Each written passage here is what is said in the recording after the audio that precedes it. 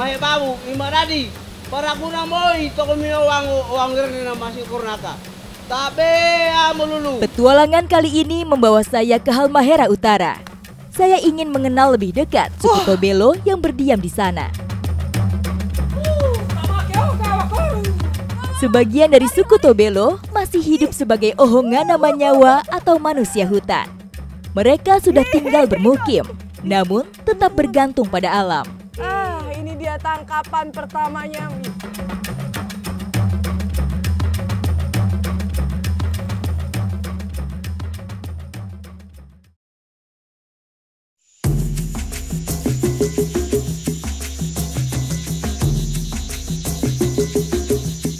Tinggal di luar lebatnya hutan Halmahera tidak membuat masyarakat Tobelo Dalam di Wangongira melupakan tradisi.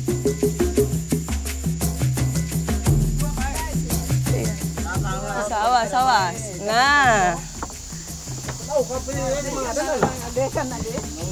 setelah panen biasanya masyarakat suku Tobelo Dalam memiliki acara basukur. Nah, ini saya bersama dengan mama-mama akan mengambil salah satu bahannya.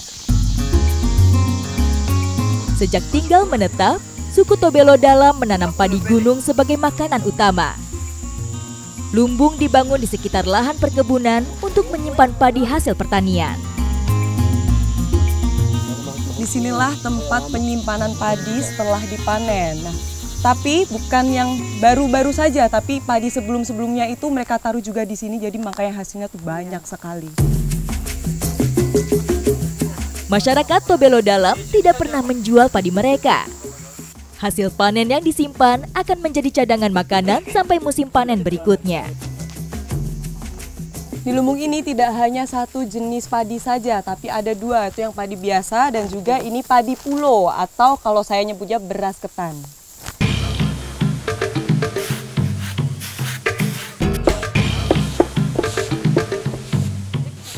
Sebelum tradisi basukur, biasanya masyarakat di sini akan membuat bobata. Nah, padi ini ditumbuk dengan cara tradisional menggunakan luhungu atau biasa kita sebut dengan lesung. Bagi masyarakat Tobelo Dalam, laki-laki dan perempuan mempunyai peran yang sama dalam melakukan kegiatan. Para laki-laki tak segan ikut turun tangan, menangani urusan dapur.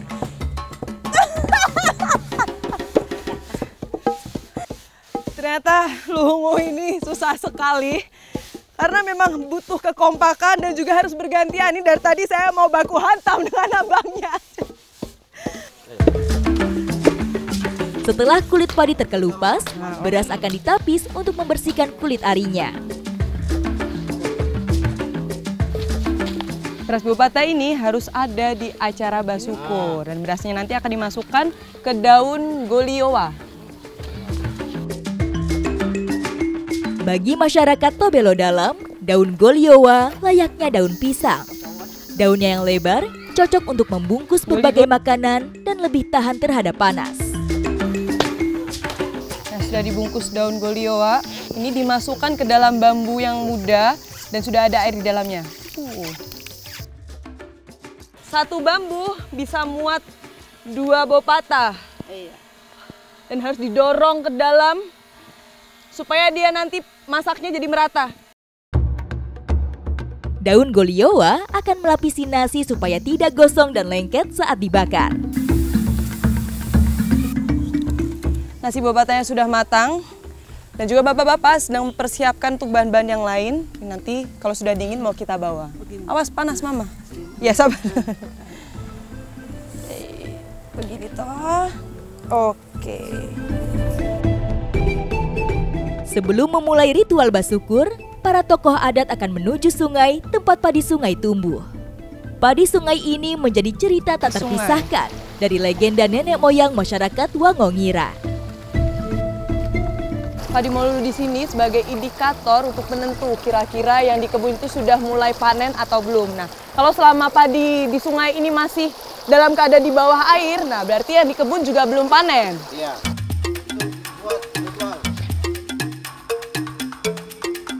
Padi yang tumbuh di sepanjang sungai Molulu ini juga menjadi kalender alam. Saat padi tumbuh, menjadi penanda mulainya musim tanam. Begitupun saat padi berbulir, tandanya masyarakat Tobelo Dalam di Wangongira harus bersiap memasuki musim panen.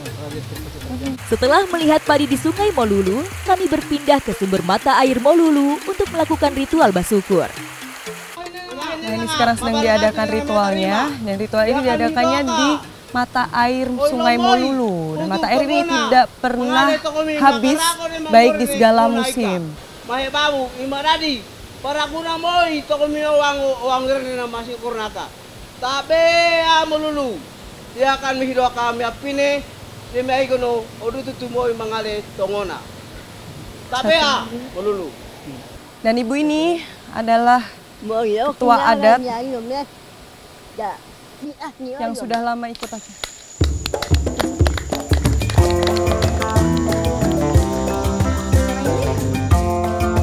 Mama Banjar adalah salah satu tokoh adat perempuan Tobelo Dalam.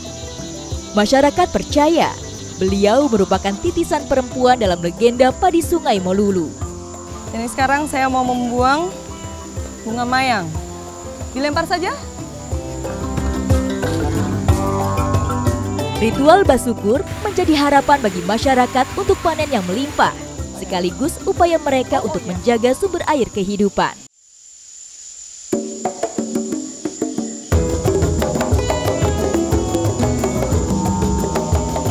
Hidup bermukim menjadikan masyarakat Tobelo Dalam menekuni aktivitas pertanian padi gunung. Kalender alam masyarakat Tobelo Dalam di Wangongira memang jarang meleset. Setelah melihat padi Sungai Molulu mulai matang, ternyata sebagian padi gunung juga sudah siap dipanen. Berbeda dengan padi sawah, padi gunung ini memiliki cara tersendiri untuk panennya. Jadi nggak semua dibabat habis sampai ke pangkal, hanya di batang padinya saja.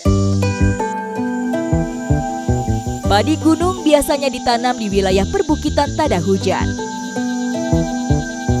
Masa panen padi gunung ini hanya 1 kali dalam setahun. Nah, ini di samping saya aja tingginya juga berbeda dengan padi sawah.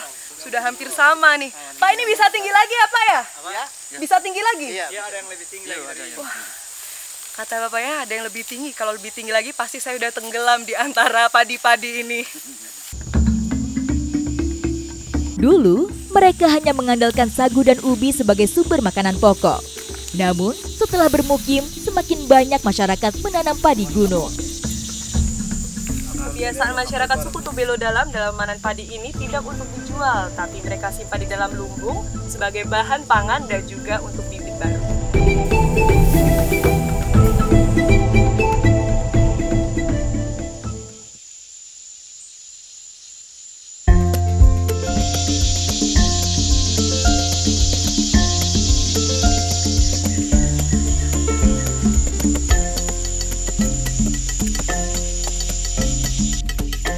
Wah, sejak dulu masyarakat Tobelo Dalam sudah mengenal alas kaki. Nah, ini adalah salah satu bahan yang mereka pakai untuk buat alas kaki. Memang semuanya bahannya tuh dari alam, berbeda dengan alas kaki zaman sekarang. Ini dia pelepah daluku atau pelepah aren. Ternyata cukup besar dan cukup berat. Pepohonan yang ada di area hutan, mereka manfaatkan untuk kebutuhan hidup, mulai dari makanan hingga bahan perlengkapan sehari-hari. Salah satunya daluku atau aren. Tak hanya untuk bahan makanan, pelepahnya biasa digunakan sebagai alas kaki tradisional.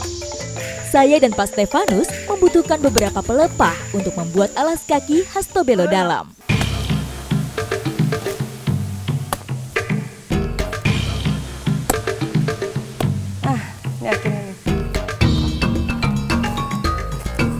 Saloi menjadi alat wajib yang digunakan perempuan Tobelo Dalam saat berkebun maupun masuk hutan. Desain dan bahan yang kokoh memungkinkan saloi dapat mengangkut banyak barang termasuk pelepah daluku. Wah, berat. Saking beratnya, berdiri aja harus dibantu. Wah! Cukup berat ternyata ya. Iya. Oke. Ini saya bisa ini. Kita langsung cari tali sama tadi mama. Ini agak miring-miring, tidak apa-apa, Papa. Oh, nyaman. Ih, berat sekali nih saloinya. Ya, perempuan suku Tobelo Dalam ini ternyata memang sangat kuat sekali.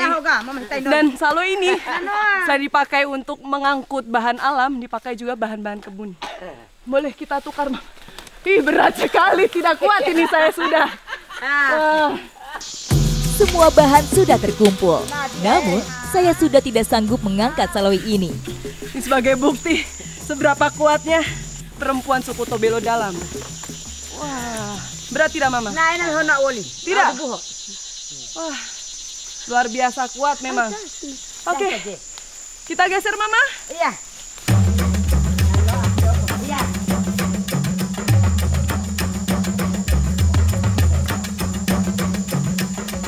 Selain menggunakan daluku, masih juga menggunakan rukiti. Ini kulit pohonnya yang dipakai sebagai talinya. Jadi bukan bagian luarnya tapi bagian dalamnya. Itu sangat kuat.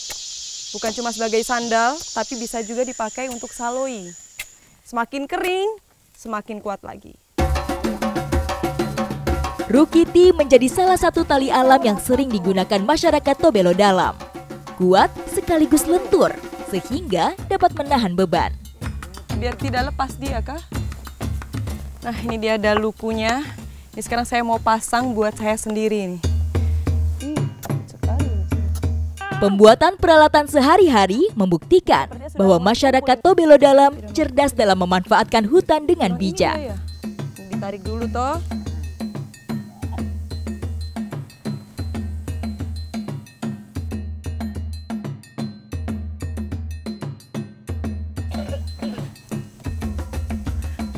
Wah, tarupa atau sandal khas Tobelo Dalam ini akhirnya sudah jadi. Saya sudah buat satu pasang. Tapi setelah ini petualangan saya masih akan berlanjut untuk mengeksplor Tobelo Dalam. Lepas! Di mana dia? Ada. Wah, lari. Ih. Oh, dapat.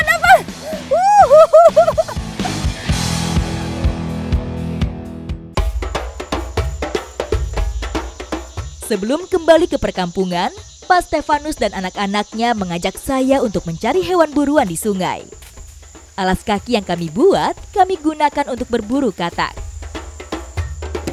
Katak menjadi salah satu sumber protein bagi orang Tobelo Dalam. Sungai Samura yang dangkal dan berbatu ini adalah habitat yang cocok untuk katak sungai. Jadi masyarakat di sini kalau cari kataknya itu ditusuk pakai kayu seperti ini. Nah, biasanya tuh di daerah yang ada lubang-lubang batunya atau di sela-sela. Nanti kalau udah ditusuk, kemungkinan kalau ada dia akan langsung keluar. Katak merupakan salah satu amfibi yang aktif di malam hari. Saat siang hari, mereka akan bersembunyi di dalam sela batu maupun di bawah tumpukan daun. Dapat, Mama? Ada. Wah, mana? Ada ini. Wah, sudah dapat, Mama. Ada ini. Wih, kok. Tunggu, Mam. Ini dia tangkapan pertamanya. Wih, Mama jago sekali lihat kodoknya tuh. Padahal kelihatannya warnanya sama kayak batu, tapi bisa kelihatan, Mama. Mantap sekali sudah. Semoga kita dapat yang lebih banyak lagi ya, Mama ya. Katak sungai biasanya memakan serangga, kepiting kecil, dan udang-udangan. Habitatnya yang bersih seperti ini membuat katak sungai aman untuk dikonsumsi. Lepas! Di mana dia? Tidak semua jenis katak bisa dimakan. Namun, suku Tobelo Dalam sudah mahir memilih sumber makanannya di alam liar. Ada! Untungnya masih bisa ditangkap ini, Pak. Ini harus dipegang erat supaya gak lepas lagi. Kita harus simpan ini, Mama, biar tidak lepas lagi dia.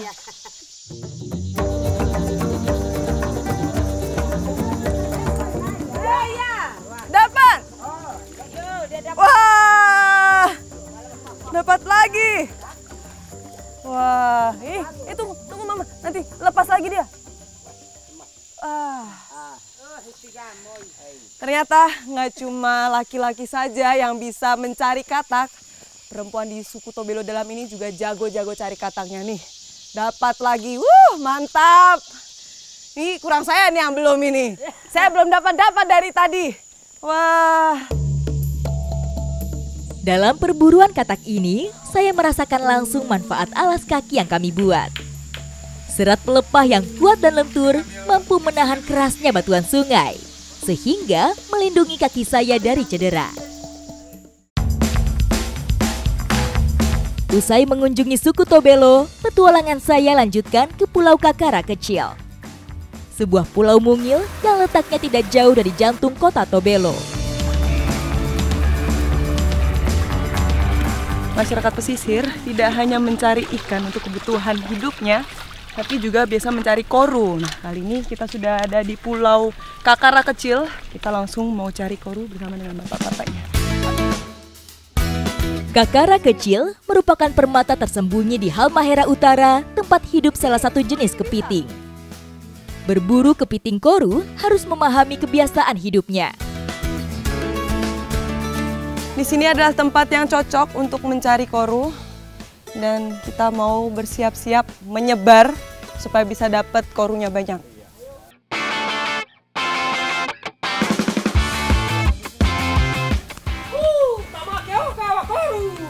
Dapat, Om? Ya. Wah, sudah dapat. Mantap sekali. Wih, oh kecil besar ini? Oh, besar lumayan. Ini lumayan besar. Lumayan besar. Kepiting berwarna kemerahan ini biasa bersembunyi di dalam lubang dan di balik akar bakau. Hutan bakau merupakan ekosistem koru karena menyediakan banyak sumber makanan. Wah, lumayan juga nih ukuran untuk tangkapan pertama. Tapi saya belum dapat. Saya mau dapatkan juga korunya atau kepiting merah. Meskipun lokasi hidupnya sama dengan kepiting bakau pada umumnya, koru tidak selalu berendam di dalam lumpur dan air yang basah.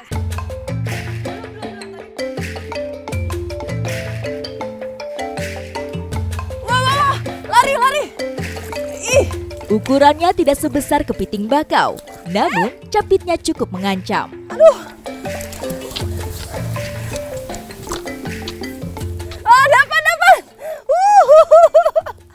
Ini akhirnya saya dapat kepitingnya. Tuh, untungnya capitnya itu megang kayu ini karena kalau enggak bisa kena tangan. Luar biasa. Tuh capitnya aja gede banget. Wah, dapat juga kepitingnya.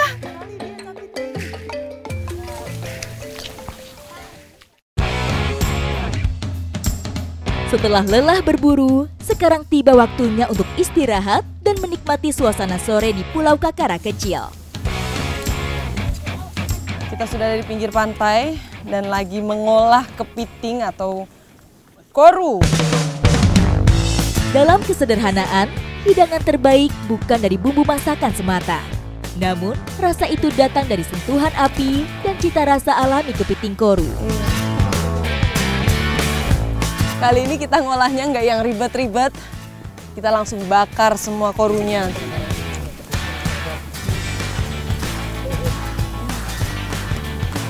Ternyata memasak koru ini tidak membutuhkan waktu yang cukup lama. Kalau dia warnanya sudah berubah, oranye, agak kemerahan seperti ini, berarti tanya sudah matang. Dan ini sekarang kita mau santap bersama. Makan, Bapak! Ya. Rupanya, aroma bakar kepiting juga ikut menggugah selera anak-anak pulau yang sedang bermain. Wah, ini dapat capit yang besar banget nih. Tuh dagingnya tebel. Wah, mantap sekali. Di tengah melimpahnya ikan di perairan Maluku, kepiting koru adalah salah satu makanan alternatif yang memiliki cita rasa tersendiri. Kakara merupakan salah satu pulau di Halmahera yang tak hanya indah tapi memiliki hasil laut yang melimpah, salah satunya adalah koru. Yang tadi sudah saya dapatkan bersama para masyarakat Kakara. Ikuti jejak saya, jejak petualang.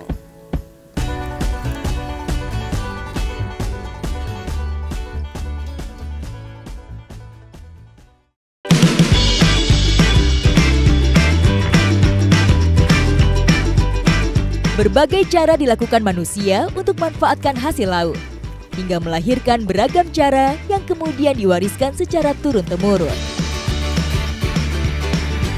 Hari ini, saya bersama nelayan pesisir Tobelo mencoba mengais hasil laut dengan perangkap tradisional yang biasa mereka gunakan. Masyarakat pesisir Tobelo memiliki berbagai cara dalam menangkap ikan. Nah, salah satunya menggunakan sero. Sekarang ini saya bersama dengan Bapak Brekiah sudah berada di sero. Kita mau menangkap ikan sekaligus juga memperbaiki seronya. Di bawah banyak sekali ikannya. Sero adalah perangkap ikan pasif yang memanfaatkan arus pasang surut air laut. Sebuah labirin bawah air yang dirancang untuk menjebak ikan-ikan yang akan berenang kembali ke lautan saat air pasang.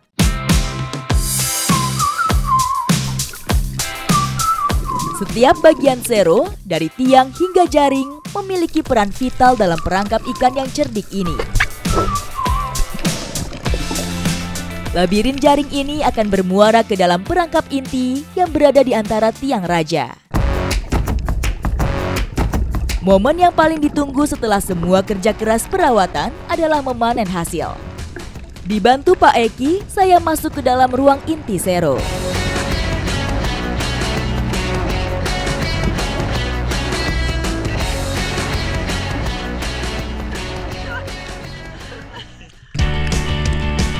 Dalam ruangan sempit ini, mata saya kagum melihat keberagaman ikan dan ukurannya yang cukup besar.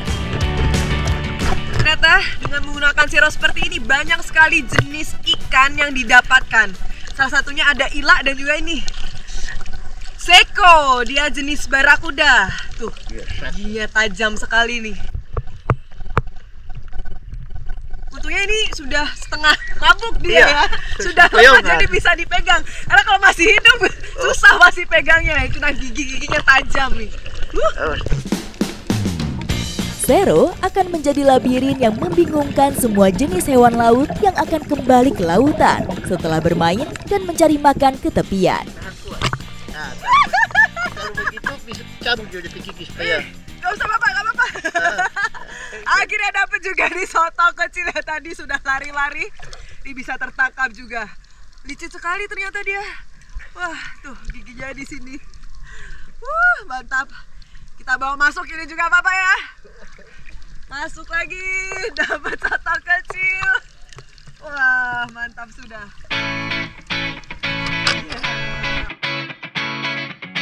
Ikan-ikan hasil tangkapan sero cukup melimpah.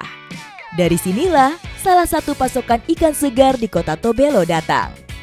Dari kejauhan, saya melihat sudah banyak warga yang menunggu kedatangan ikan ini di tepi pantai. Wah, ini hasil ikan yang kita dapat tadi dari sero.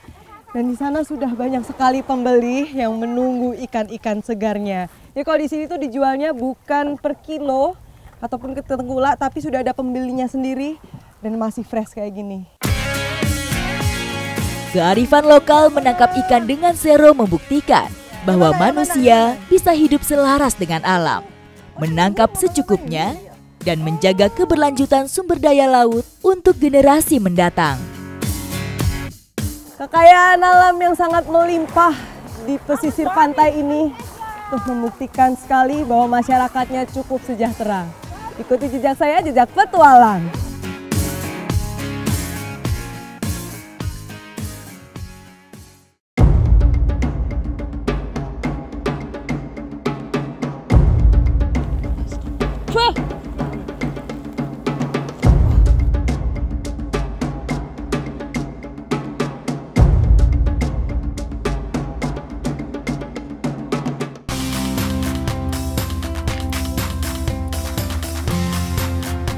Halmahera Utara juga menjadi rumah bagi fauna endemis yakni burung gosong Maluku atau masyarakat lokal menyebutnya Mamoa.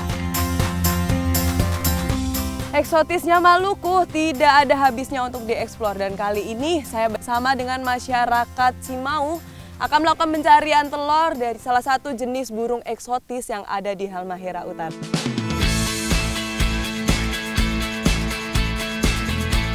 Bersama komunitas Salabia, salah satu kelompok konservasi burung gosong, saya mencoba mengenal lebih dalam kebiasaan hidup Mamoa di habitat aslinya.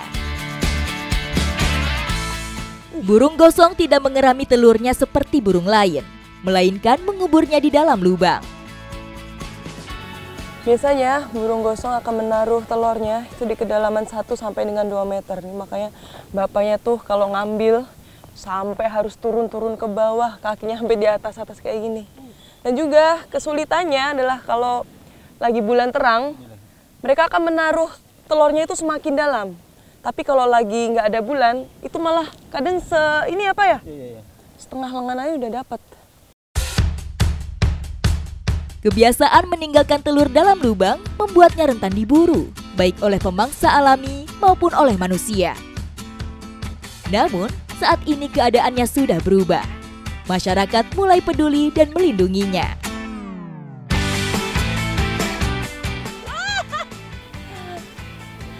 Ini saya mau coba buat gali.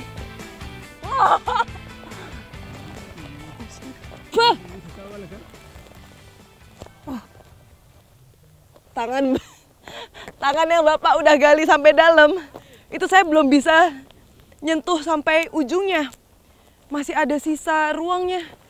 Wah, ternyata cukup dalam sekali, Pak. Burung gosong menyimpan telurnya dalam lubang tidak hanya menghindari pemangsa semata, melainkan memanfaatkan panas bumi dan matahari untuk menetaskan telur-telurnya.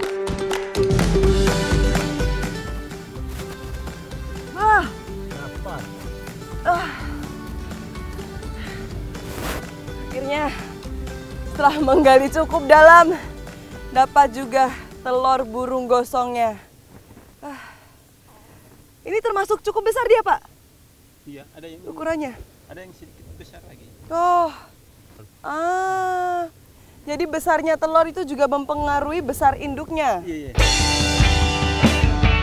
Burung yang menghabiskan sebagian besarnya di atas tanah ini memiliki cakar yang kuat, sehingga mampu menggali cukup dalam.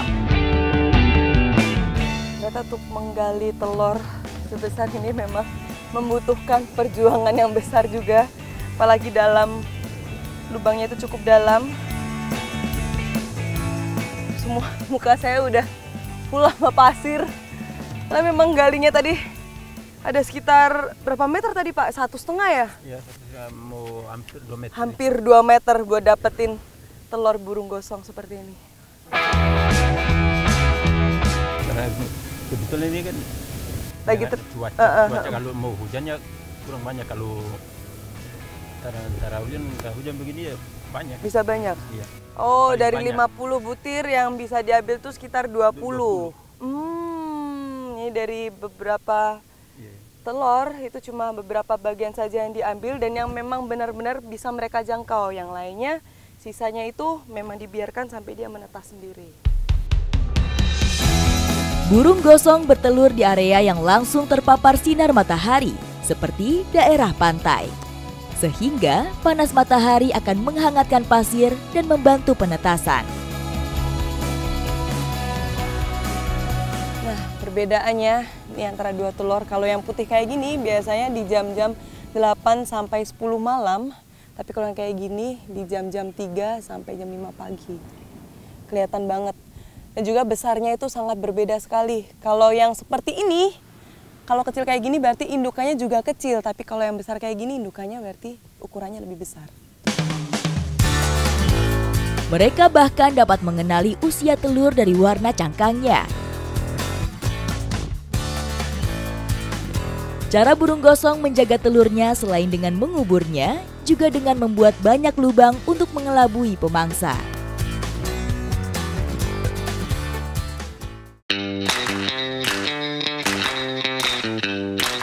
Setelah telur-telur ini diambil, kemudian dipindahkan ke tempat konservasi khusus.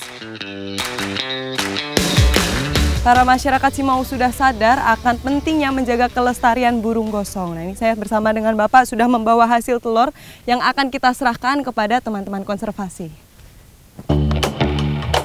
Setiap butir telur yang dikumpulkan, warga akan mendapatkan apresiasi dari komunitas konservasi. sehingga masyarakat tidak kehilangan penghasilan, sekaligus ikut andil dalam menjaga keberlangsungan hidup burung gosong. Terima kasih Bapak ya. Dan setelah ini saya akan mengikuti kegiatan dari teman-teman komunitas Salabiah untuk melakukan konservasi.